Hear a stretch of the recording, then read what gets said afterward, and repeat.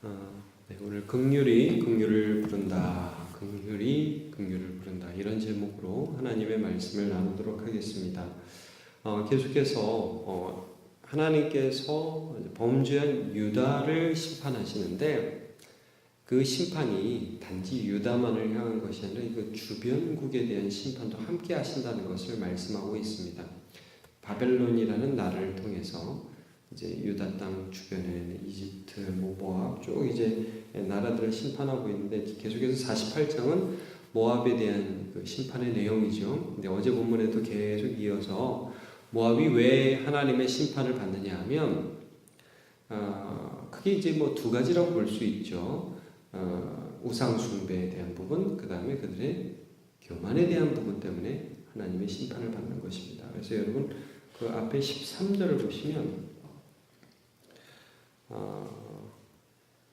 이스라엘 제비 베델을 의뢰함으로 수치를 당한 것 같이 모압이 그모스로 말미암아, 그모스가 이제 모압이 섬기는 신이었습니다. 이방신, 자기 나라의 신 있죠. 그모스 말미암아 수치를 당하리로다. 너희가 어찌하여 말하기를 우리는 용사에 능멸하는 전사라 하느냐. 뭐 그모스를 섬기면서 우리는 전사야, 용사야, 절대 안 져. 그들의 그 철옹성 같은 요새와 근거지에서 우리는 뭐 괜찮아, 절대 남한테 지지 않아, 이런 자신감과 생각들이 있었는데 그게 교만이었다는 거죠. 오늘 본문을 보면 여러분 26절이죠. 모압으로 취하게 할지어다. 이는 그가 여호와에 대하여 교만함이라 그랬습니다. 너무 교만해가지고 그게 진짜인 줄 아니까 그 생각에 그들을 취하게 해서 그 취한 사람들의 반응이 뭡니까? 토하는 거 아니에요?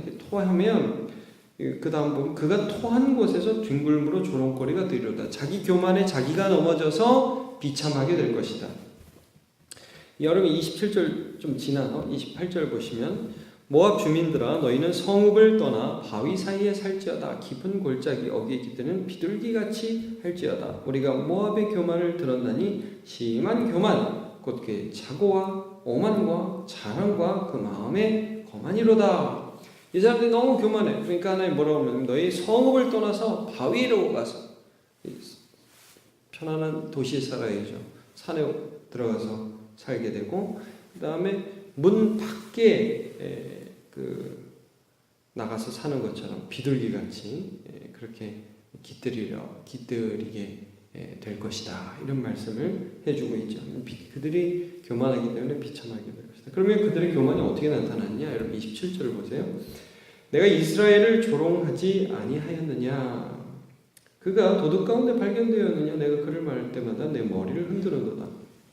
말하자면 이거죠. 모압이요, 유다보다 좀 나중에 망했어요. 그러니까 유다가 망할 때, 이스라엘이 망할 때 어떤 태도를 취했냐면 아이고 참 그거 잘난 척하더니 잘됐다. 니네들이 다 자업자득이야. 니네들이 잘못해서 그런 거야. 여러분 이런 말 있죠. 똥 묻은 무시기가 겨묻은 보고 뭐라 그런다. 자기들도 교만하고 범죄하고 그러면서 자기 주변국이 망하니까 조롱을 했다 이거예요. 아이고 하면서 교만이 어떤 식으로 나타났냐면 옆에 사람이 힘들어지는데 불쌍히 여기는 것으로 나타나지 아니하고 옆에 사람이 힘드니까 조롱하는 것으로 나타났어요. 근데 이제 마음이 교만하면 어떤 생각이냐면 나는 할 수 있는데 저놈은 아니라는 거죠. 그럼 여러분 겸손은 실제 우리의 삶에서 어떻게 나타납니까? 불쌍히 여기는 것으로 나타나는 거예요. 하나님을 인정하기 때문에. 여러분 우상숭배의 특징이 뭡니까? 나 잘되게 해달라는 거 아닙니까? 우상숭배의 특징. 내 욕심 채워달라는 게 우상숭배의 특징이죠. 남 잘되면 기뻐하는 거예요. 그게 우상숭배의 특징입니다. 우리가 예수 믿고 하나님 믿으면 하나님의 긍휼하심을 받았잖아요. 그러니까 이제 긍휼하심을 받은 자는 남을 긍휼히 여기라고 분명히 성경에서 말씀하죠. 몇 구절만 말씀드리겠습니다. 이사야 58장 6절을 보면 내가 기뻐하는 금식은 흉악의 결박을 풀어주며 멍에의 줄을 끌어주며 압제당하는 자를 자유하게 하며 모든 멍에를 꺾는 것이 아니냐. 금식하면서 너희들에게 어떠한 그 결과가 나타나냐면 정말 가난하고 결박당하고 아픔당하는 그 사람들을 자유케 하는 그런 일들이 네 주변에 일어나야지 금식이 바른 것이다. 여러분 우리 이렇게 생각해요. 금식하면 내 문제가 해결된다. 여기서 뭐래요? 금식하면 네 주변이 해결된다. 여러분 그러면 그 다음 절에 또 줄인 자에게 내 양식을 나누어주며 유리하는 빈민을 집에 들이며 헐벗은 자를 보면 입히며 또 내 고륙을 피하여 스스로 숨지 아니하는 것이 아니겠느냐. 누가 도와달라고 하는데 몰라 이렇게 하지 말라는 거 아니냐. 이게 참다운 금식이 아니냐. 또 한 구절 읽겠습니다. 누가복음 14장 13절 잔치를 베풀거든 차라리 가난한 자들과 몸 불편한 자들과 저는 자들과 맹인들을 청하라. 그리하면 그들이 갚을 것이 없으므로 내게 복이 되리니 이는 의인들이 부활 시에 내가 갚음을 받겠음이라 하시더라. 누구를 도와주려면 나중에 봐가지고 나한테 잘해줄 사람 도와주지 말고 너한테 아무런 혜택도 되지 않을 어떤 도움도 되지 않을 그런 사람들을 도와줘라. 그러면 나중에 하늘에서 하나님이 갚아주실 것이다. 이런 말씀을 합니다. 여러분 우리가 겸손하고 우리 자신이 하나님 앞에 낮추어졌다는 것이 단지 어떤 태도 가운데 주님 전하고 갔더니 말로 이렇게 하는 것뿐만이 아니라 우리의 삶에서 사람을 대할 때 정말 이렇게 우리가 본성적으로 죄인이기 때문에 힘 있는 자 앞에서 굴복하게 돼요. 보통 사람의 본성이 그렇습니다. 돈 많이 가진 사람이 달라고 그러면 돈을 줘요. 그게 인간의 죄된 본성입니다. 왜? 그 사람이 갚아줄 것 같으니까. 그죠? 그래서 뇌물이라는 것도 생기고. 근데 하나님께서 무슨 말씀을 하냐면 너네가 정말 하나님을 믿는다면 너희들이 정말 겸손하다면 저 사람이 나한테 아무 득이 되지 않는다고 할 때 그때 그를 도와줘라. 아무것도 아닌 그 사람 앞에 더 겸손해라. 이런 말씀을 해주고 있는 것입니다. 모압의 멸망의 이유가 교만이라는 거예요. 그래서 여러분 그 다음 구절들을 쭉 보면 이들의 기쁨의 소리, 자랑의 소리를 하나님이 슬픔과 비참함과 울부짖음으로 바꾸어 버릴 것이라는 말씀을 하셔요. 31절부터 보세요. 그러므로 내가 모압을 위해 울며 온 모압을 위해 부르짖으니 무리가 길 헤레스 사람을 위해 신음하리로다. 여기 보면 운다, 부르짖는다, 신음한다 이런 말씀이 나오잖아요. 그럼 그 다음 절에 보면 그들의 원래 그 소리가 뭐였냐면 굉장히 그 풍요로 인한 기쁨과 환희였어요. 신마의 포도나무여 너희 가지가 바다를 넘어 야셀까지 뻗었더니 이게 뭡니까? 포도나무 농사가 너무 잘 되는 땅이었어요. 그래서 너희의 여름 과일과 포도 수확을 탈취하는 자가 나타났다. 내가 너를 울기를 야셀이 우는 것보다 더 하리로다. 야셀이라는 게 아마 이스라엘 그쪽 땅 아닙니까?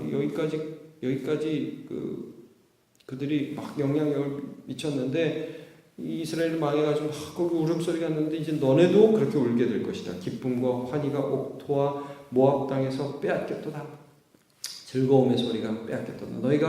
내가 포도주 틀에 포도주가 끊어지게 하리니 외치며 밟는 자가 없을 것이다. 이렇게 포도주 틀에서 포도주를 밟잖아요. 옛날 이 시대 사람들은. 그러면서 포도즙을 내는데 그런 게 이제 없을 것이다.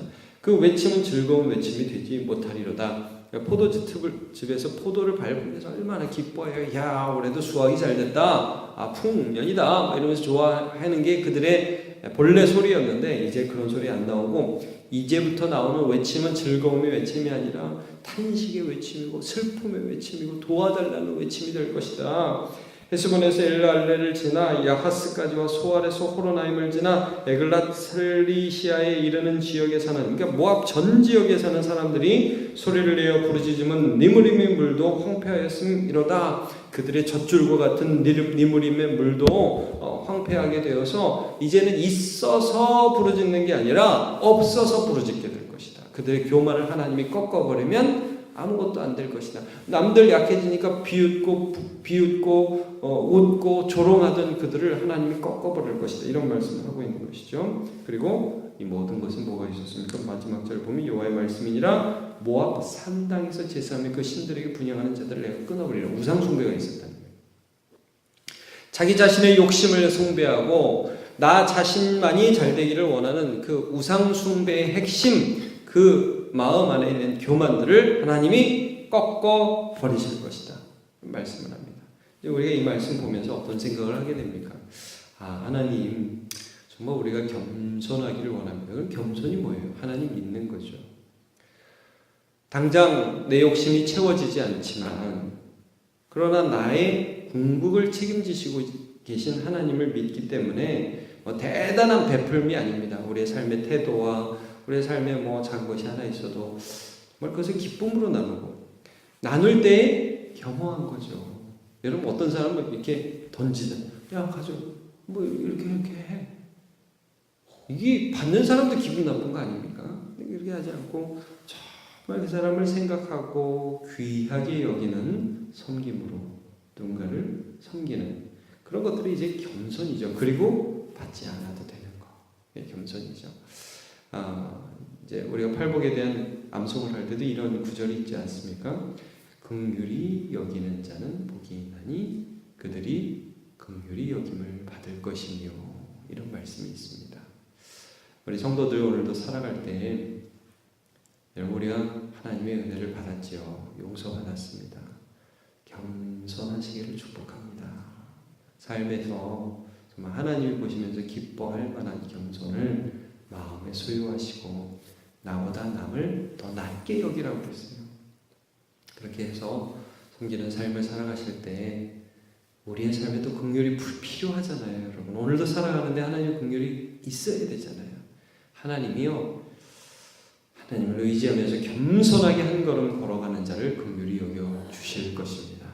하나님의 은혜로 충만한 하루 되시기를 축복합니다. 기도하겠습니다.